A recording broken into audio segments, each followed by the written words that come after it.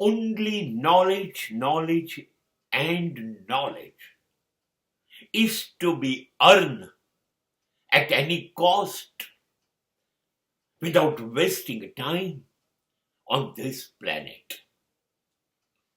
Because everything is useless. You can collect power, money, property, everything you can collect. But you will not get knowledge. If you will miss this opportunity,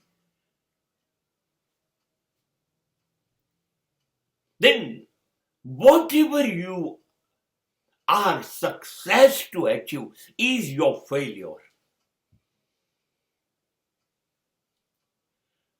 વિશ્વમાં જો કશુંક મેળવી લેવા જેવું હોય, કમાઈ લેવા જેવું હોય, તો એ માત્ર અને માત્ર જ્ઞાન છે. સગા સંબંધીઓ, સંપત્તિ, સમૃદ્ધિ, સત્તા, ફરગેટ ઇટ. એક ખૂણામાં પડ્યું હશે. એ બધું તમે એના ઢગલા કરી દો. સંપત્તિના, સમૃદ્ધિના, સત્તાના, સંબંધોના ઢગલા કરી દો. એનું આખું વિશ્વ ઊભું કરો. બધું એક બાજુ રહી જશે, એની કોઈ કિંમત નહીં. એક તમારી પાસે માત્ર અને માત્ર જ્ઞાન હશે, નોલેજ હશે. એ બધું જ ખૂણામાં પડ્યું રહેશે. ધનવાન, સંપત્તિવાન, સત્તાવાન લોકો જ્યાં એ રહેતા હોય એ પ્રદેશમાં, એ જગ્યાએ પૂજાય, ઓળખાય, માન મેળવે. પણ વિદ્વાન સર્વત્ર પૂજયેત.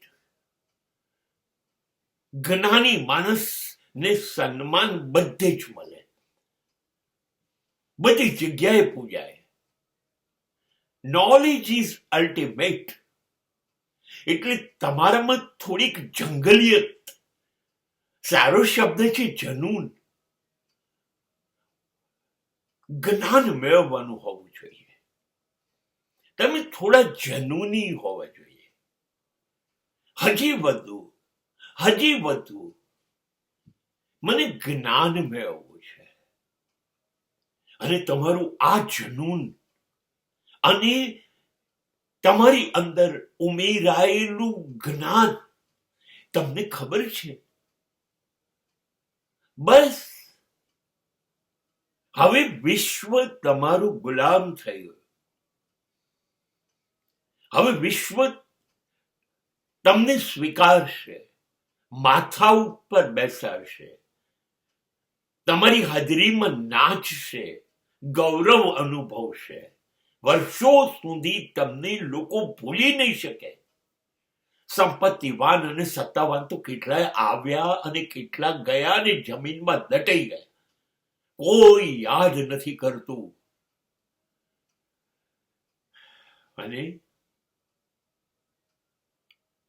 શંકરાચાર્ય અને વિવેકાનંદને તમારે ભૂલવા હોય તો તમે ભૂલી નહીં શકો.